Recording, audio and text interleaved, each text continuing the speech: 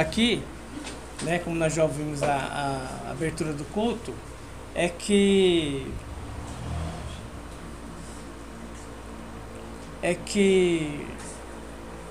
Deus, ele chama cada um para fazer uma coisa, né? Deus chama cada pessoa para fazer uma coisa. Deus chama cada ministério para um objetivo. Se você for olhar, por exemplo, na igreja do Soares, do R.R. Soares, cura muito caroço, muita dor na perna, né? O ministério dele é aquele. É de mais gente madura, né? Então, lá naquele ministério é assim. O outro, você dá uma oferta lá e você prospera. Deus chamou aquele ministério para isso. Então, cada um foi chamado para fazer algo de Deus e cada um fica naquilo que foi chamado. Então, se eu quiser ser igual ao Soares, não vai dar. Não precisa imitar o Soares. Eu tenho uma coisa que Deus me chamou para você. Você tem algo que Deus chamou você também para fazer. Então, ninguém precisa imitar ninguém, nem atrapalhar ninguém. O Soares abriu uma igreja aqui do lado aqui. Aí ele vai ter um culto lá, encheu, tá precisando das nossas cadeiras. O que nós vamos fazer? Vamos dar cadeira emprestada. Qual o problema? Ninguém atrapalha ninguém. Cada um tem o seu chamado. Nós não podemos entrar no chamado dos outros. Cada um tem o seu chamado individual. Então, você tem que estar dentro daquilo que Deus chamou você para fazer. Nós estamos passando um período aqui, não é a gente. O Soares está lá batendo pelo patrocinador. Uma igreja daquele tamanho tem muita responsabilidade. Então ele está na gente, me ajuda, não falha não, porque o pessoal no final de ano faz mais dívida e deixa a igreja na mão. Não falha não. Aqui é a mesma coisa. Eu nunca pensei que o Daniel ia falar isso essa noite, dessa mensagem para nós sobre oferta. Nós estamos precisando da sua oferta. Que você faça uma oferta alçada para pagar aluguel. Faz tempo que ele não pede oferta. A gente vem aqui, paga as contas de luz e glória a Deus que você paga as contas de luz, né? Graças a Deus que você paga as contas de luz. Porém, Deus está chamando a gente para um novo tempo, tirando a gente da zona de conforto financeiro. Vamos fazer uma oferta alçada? Deus vai abençoar, Deus é fiel. Deus está chamando a gente agora para fazer uma oferta alçada, para a gente pagar o aluguel da igreja. Como o pastor falou, nós somos o menor número.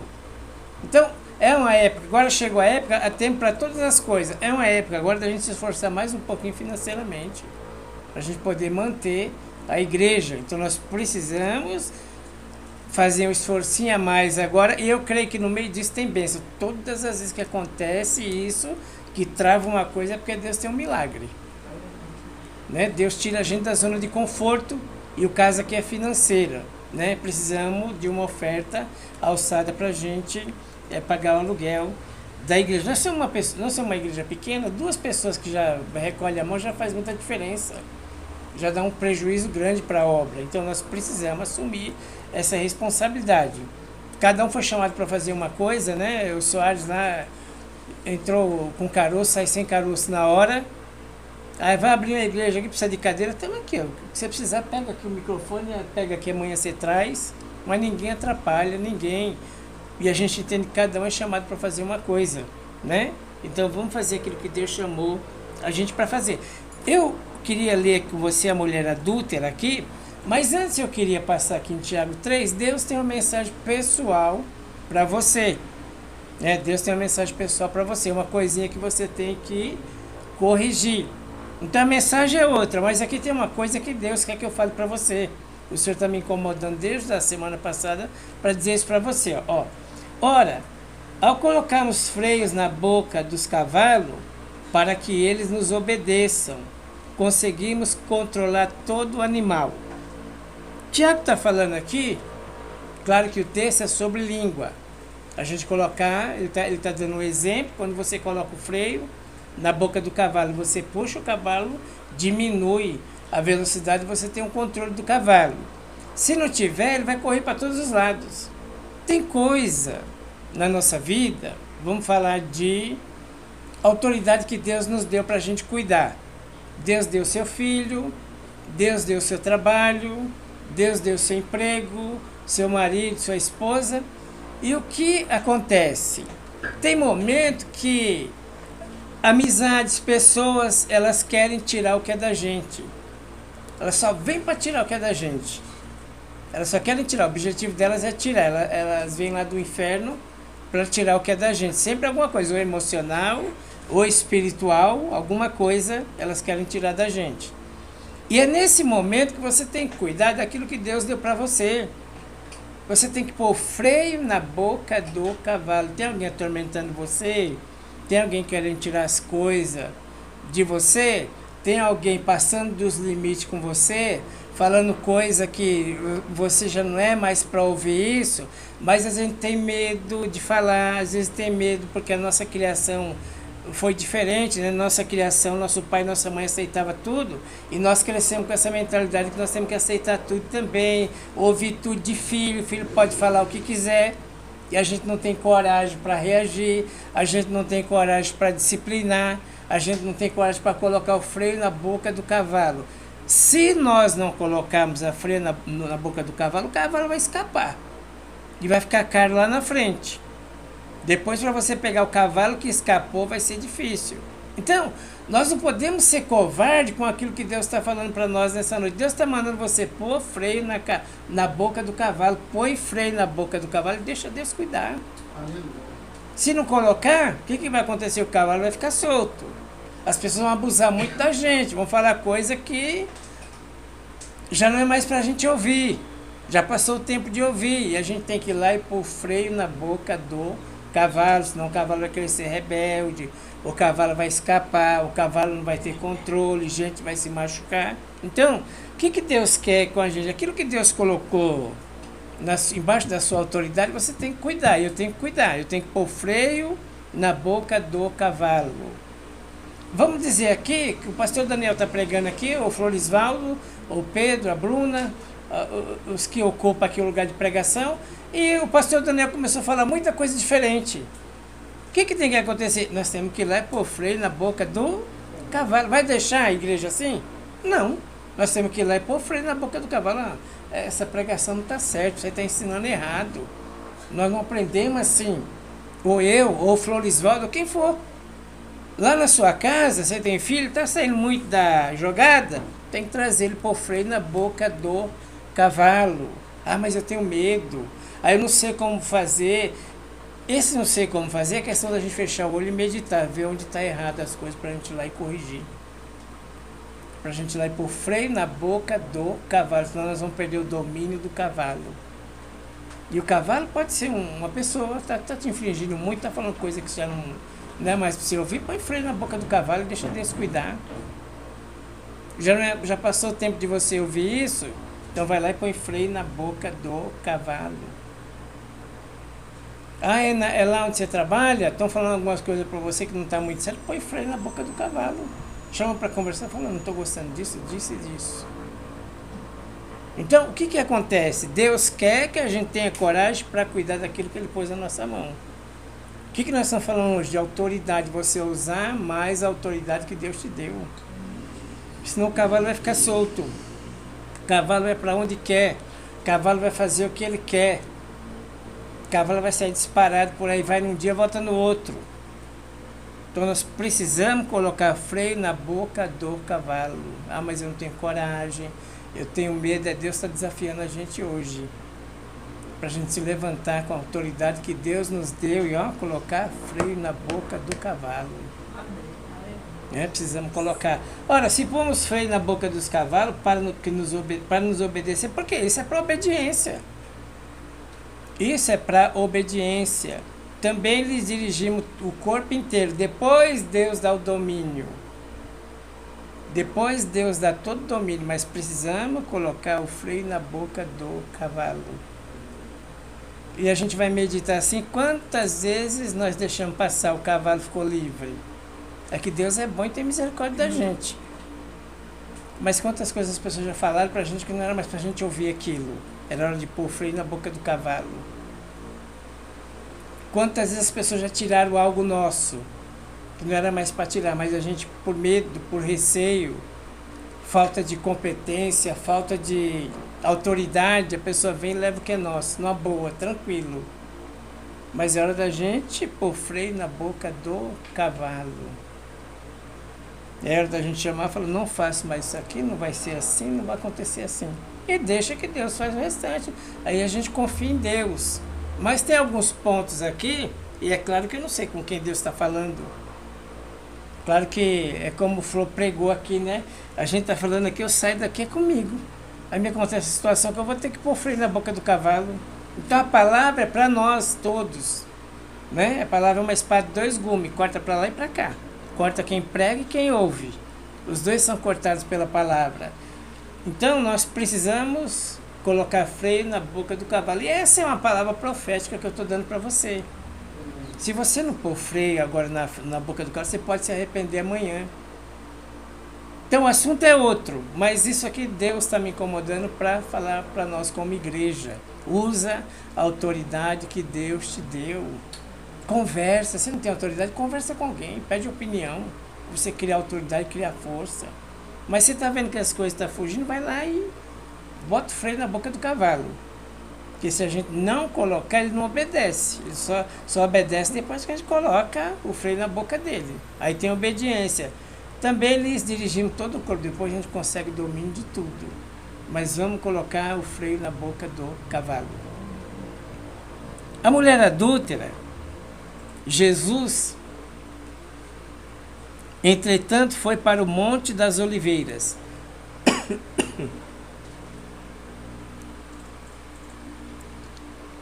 Jesus, entretanto, foi para o Monte das Oliveiras. 8.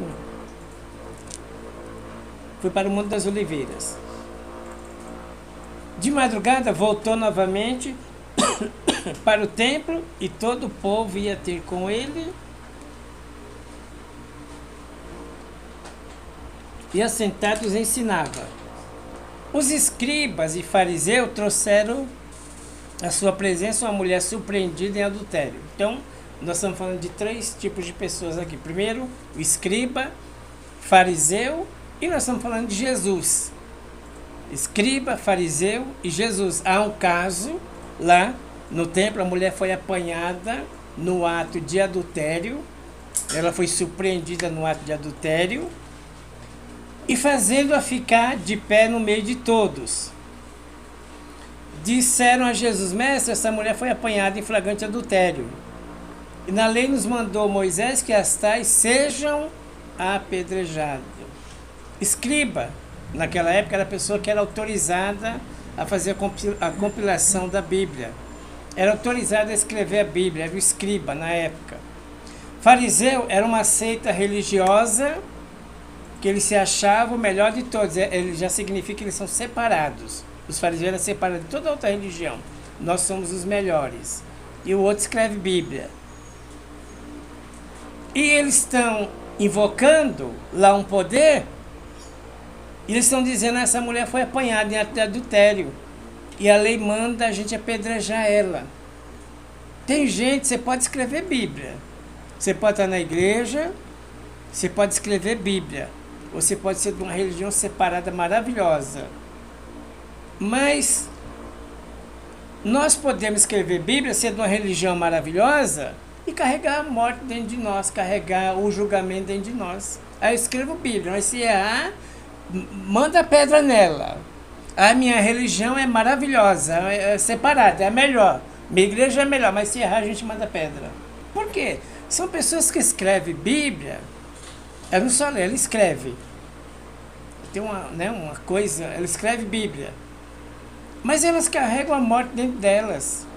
Elas são pessoas religiosas. Elas julgam as outras pessoas como se elas nunca tivessem problema.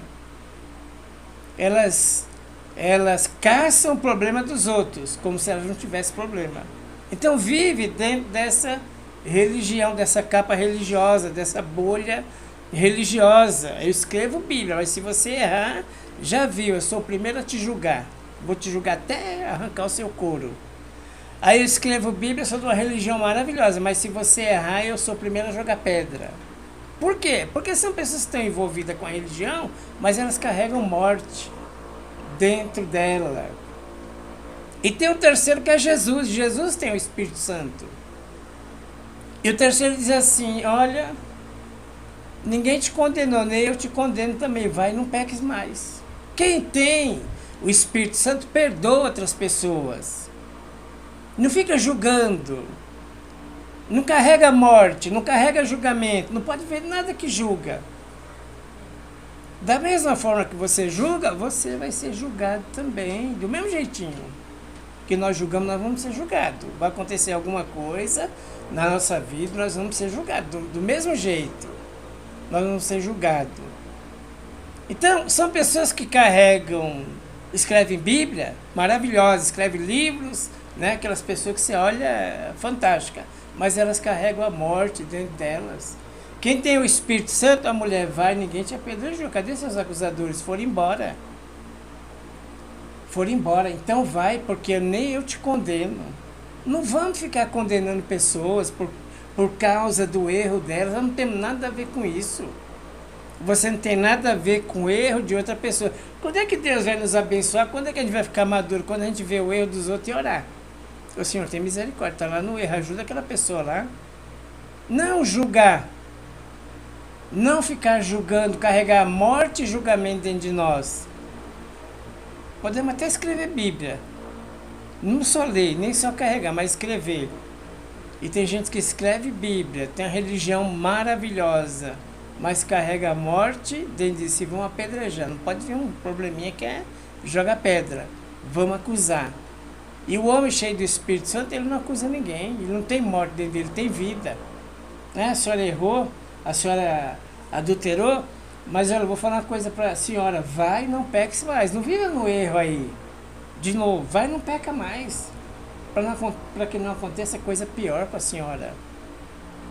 Uma hora a senhora adultera aí com o marido dos outros, a senhora vai para o cemitério. A outra vai e mata a senhora. Vai acontecer coisa pior. E vão ter que visitar a senhora lá no cemitério. Vai ser a casa da senhora por causa do adultério. Então, não faz mais para não ter problema. Então, Jesus não carregava a morte dele, ele carregava a vida. Você carrega a vida? Vai, não peca mais, diz para alguém. Não fica... Você vê alguém lá no problema sério, vai, vamos orar por aquela pessoa. Fala, Deus tem misericórdia, né? Porque tá difícil, né? A pessoa está enfrentando uma situação difícil. Então, a gente ora. Ao invés de carregar morte e julgamento dentro de nós, né? A gente tem que aprender a orar como Jesus nos ensinou. Então, eles escreviam Bíblia, mas não abandonaram o desejo carnal de matar e julgar. Às vezes nós estamos na igreja, mas não abandonamos certos desejos. E aqui no caso é de matar e julgar. Vamos matar. Ah, errou, então vamos jogar pedra nela. Ah, ela errou, então vamos acusar ela. Então nós não abandonamos o desejo carnal de matar e julgar. Jesus não. A senhora cometeu tudo isso, é verdade, né? Então a senhora vai, não peca mais, não faz mais isso. Não, depois a senhora vai parar no cemitério. A mulher que a senhora adulterar de novo aí, vai pegar a senhora e vai matar a senhora. E nós vamos ter que visitar a senhora depois lá no Ariston. Então a senhora não faz mais isso. Mas não vamos carregar a morte dentro da gente. Não vamos carregar o julgamento dentro da gente. Jesus não carregava. A responsabilidade era da mulher. Ele perdoou, mas a responsabilidade era dela. A senhora vai e não pecas mais, né? Na lei nos mandou Moisés que as tais mulheres sejam apedrejadas. Tu, pois, o que dizes? Diziam isso tentando para ter o que acusar, mas Jesus, inclinando, escrevia na terra com o dedo. E como insistisse na pergunta, Jesus levantou-se e disse: aquele que dentre vós estiver sem pecado, seja o que atira a primeira pedra. E Deus resolveu, e foi uma grande bênção. Jesus resolveu e foi uma bênção. Por quê? Porque ele não carregava a morte dentro dele. Ele não carregava vingança dentro dele. Ele não carregava o ódio. Ele não tinha dentro dele, né, essa vontade carnal de matar e nem de julgar as pessoas. Então nós precisamos tirar esses desejos de matar e de julgar pessoas dentro de nós. Nós temos o Espírito Santo, então nós vamos perdoar, nós vamos abençoar. Aí, se você não quiser continuar na sua vida, é um problema seu. Nós não temos nada a ver com isso. Nós só vamos lá no seu enterro, ajudar a levar seu caixão. Não temos nada a ver com isso. A vida pessoal, cada um dirige a sua vida como quer. A palavra é dada, né? A palavra é pregada, mas cada um decide o que vai fazer com a palavra. Nós somos fruto das nossas ações. né? Nós somos fruto daquilo que a gente planta. Nós somos fruto das nossas ações. Então nós não temos nada a ver com a vida de quem quer continuar errado. No versículo aqui, qual que é o próximo, Bruno? Gênesis? Ah, tá. Depois vieram também seus irmãos, prostraram-se diante dele e disseram: eis-nos aqui os teus servos. Respondeu José: não temais, acaso estou em lugar de Deus? Nós estamos aqui exatamente naquela passagem que eles ofendem José, vende José, traz José, né? José é preso por causa dele, José é acusado lá no Egito por conta deles, por causa deles, né? Pega 2 anos de prisão, é jogado no poço, é traído, é vendido. E chega uma hora que Deus exalta José. E chega a hora, depois de 13 anos, que ele vai encontrar com os irmãos novamente. Só que os irmãos vêm e eles pedem perdão para José, no versículo anterior.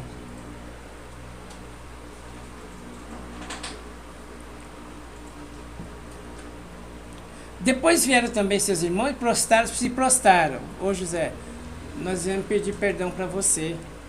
Perdoa a gente que nós fizemos para você, te jogamos no poço, vendemos você, mentimos para o pai, né?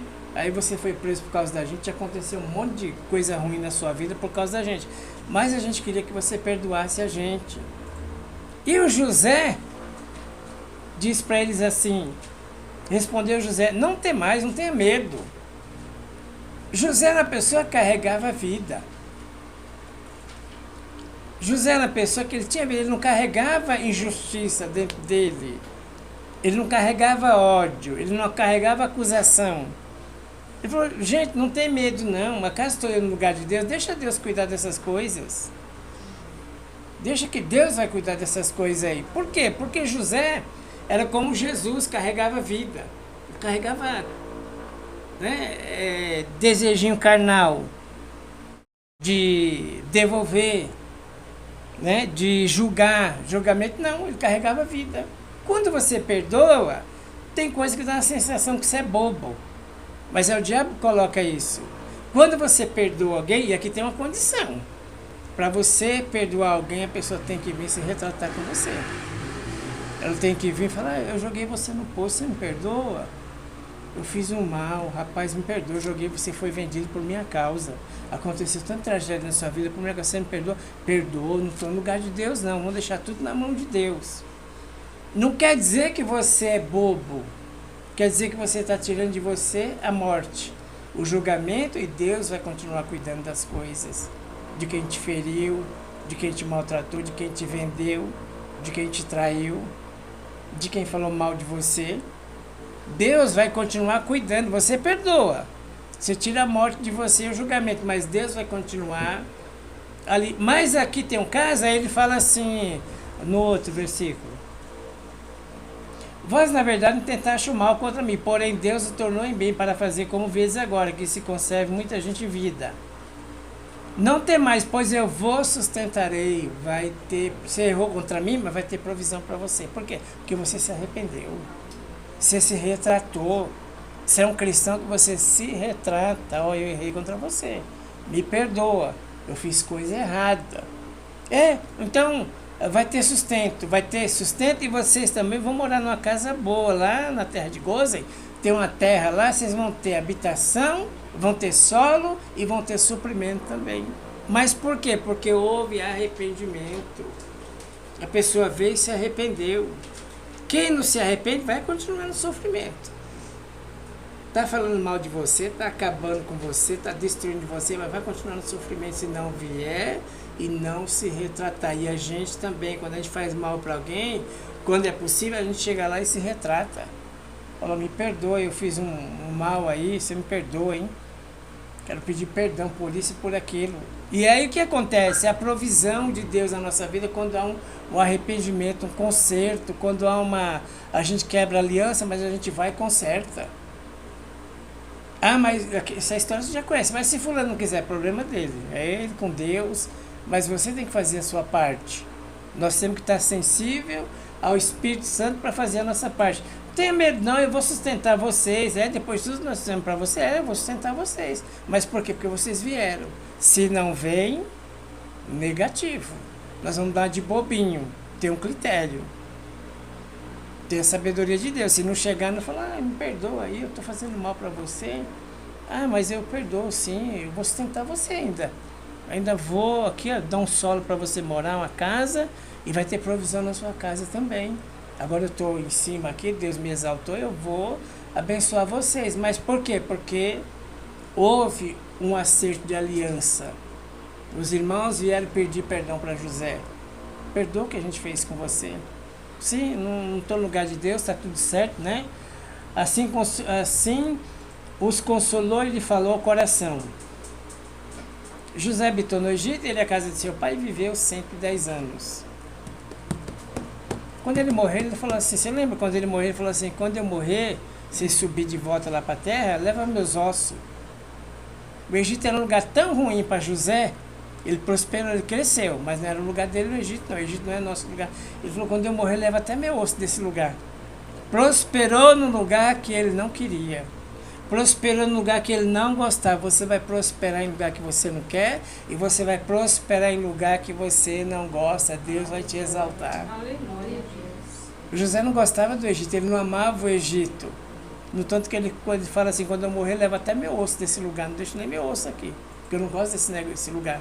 Quando ele morreu, levaram o osso dele, transportaram o osso dele para uma outra terra. Então, quando há uma quebra de aliança, a pessoa vem e pede perdão para você, é a restituição.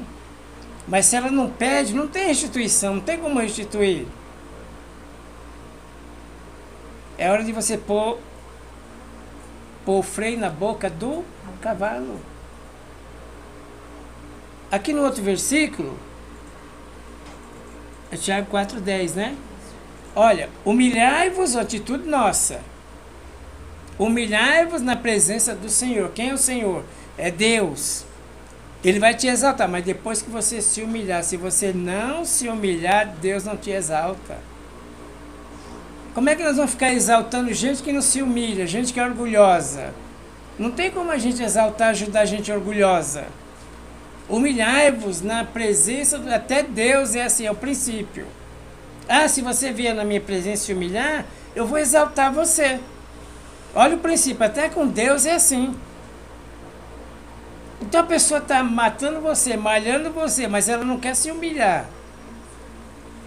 Ela não quer ser humilde. Olha, eu estou falando mal de você, mas você me perdoa, hein? Perdoa aí porque eu estou errado.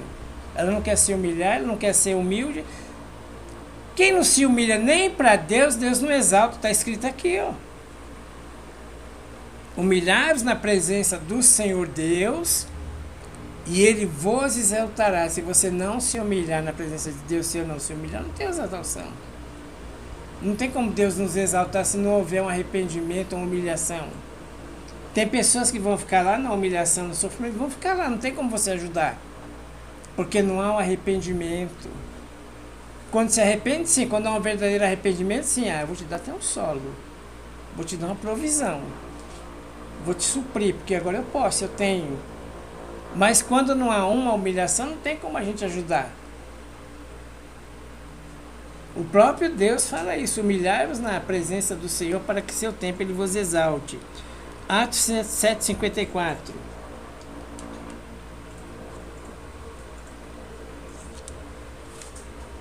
Ouvindo ele isso, enfureceram-se no seu coração e rilhavam os seus dentes contra ele. Mas Estevão, cheio do Espírito Santo, fitou os olhos no céu e viu a glória de Deus e Jesus que estava à sua direita. E disse, eis que vejo os céus abertos e o Filho do Homem está em pé à destra de Deus. Eles, porém, clamando em alta voz, taparam os ouvidos e unânimes arremeteram contra ele e lançando fora da cidade o apedrejaram. Olha que nível de luta.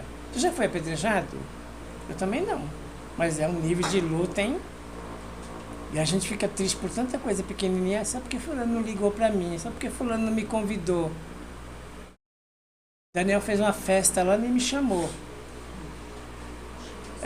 A gente eu também, agora tô trabalhando. Qual é o problema? É que a gente tem que deixar de bobeira, a gente tem que deixar de besteira. Olha o nível de luta do homem. Levaram ele fora da cidade porque está pregando o evangelho e apedrejaram o homem. E não eram essas pedrinhas, eram as pedrinhas grandes, tamanho de um prato.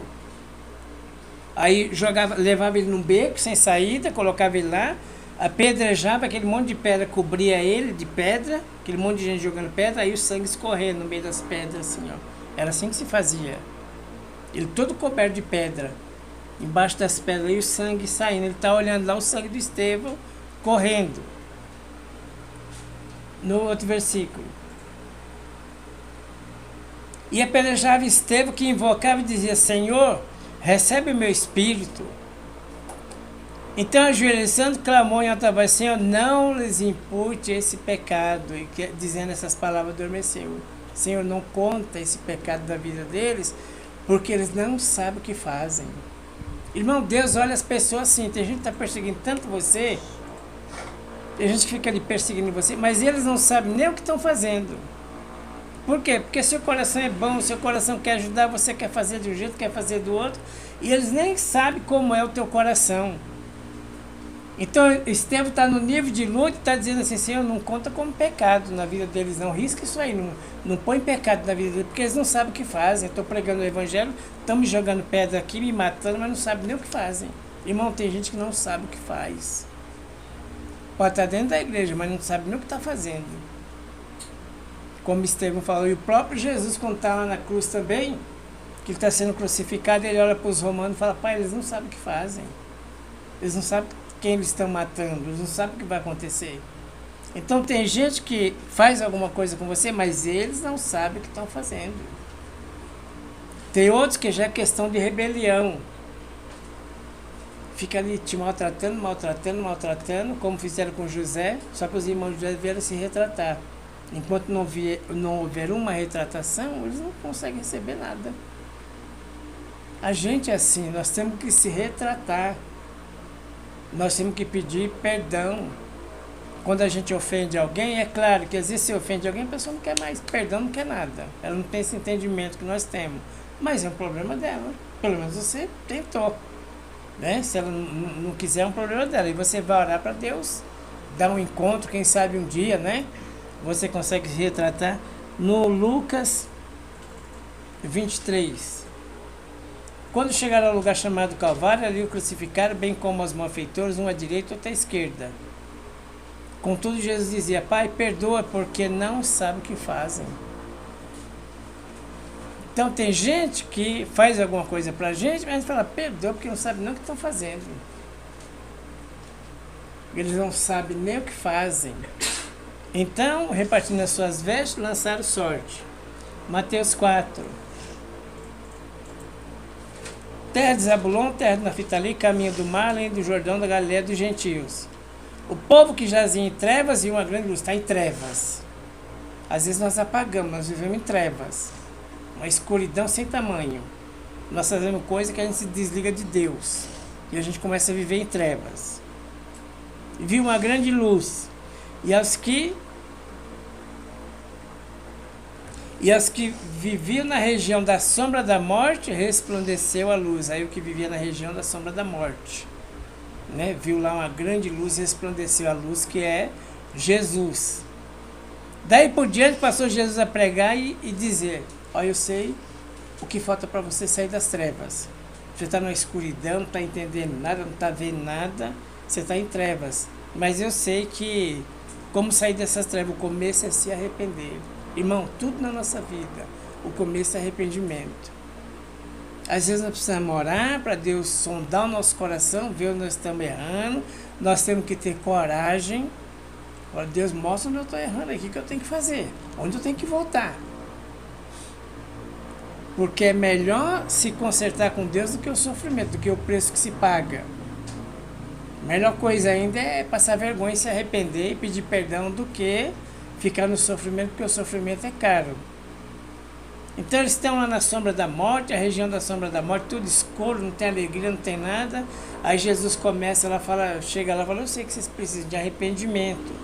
Arrependimento porque está próximo o reino de Deus. Tudo começa no arrependimento. Tem áreas da nossa vida em trevas, vamos se arrepender. Vamos falar com Deus. Vamos ter coragem de falar para Deus. Né? Precisamos ter coragem de falar as coisas para Deus. O que o Senhor quer de mim? O que o Senhor quer fazer comigo? Faz a tua vontade. Não faz a minha vontade não, Senhor. Faz a tua vontade. Então nós temos que ter coragem para falar com o Senhor.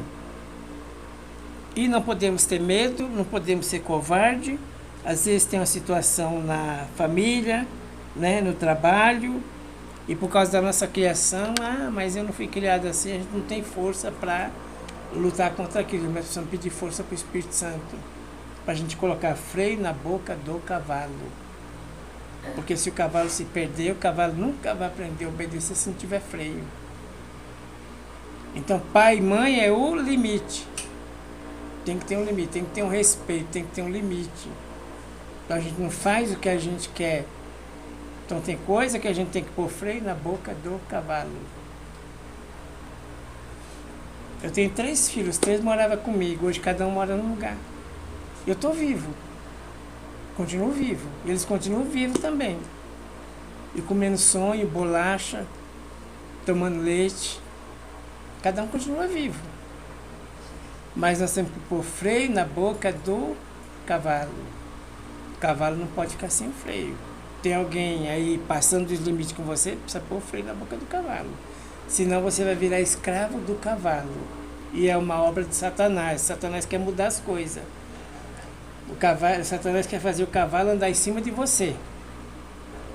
Da gente. Não é a gente andar em cima do cavalo.